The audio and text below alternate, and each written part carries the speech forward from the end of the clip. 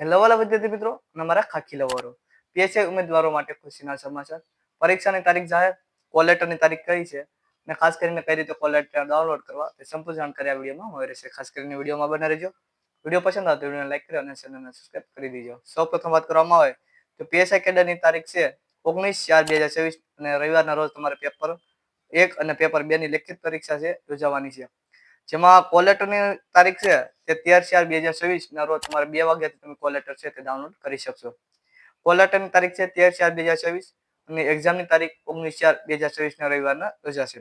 હવે વાત કરવામાં આવે તો કઈ વેબસાઇટ છે તો ઓજસ વેબસાઇટ ઉપરથી તમે કોલ લેટર છે તે 2 વાગ્યા પછી 13 તારીખે ડાઉનલોડ કરી શકશો.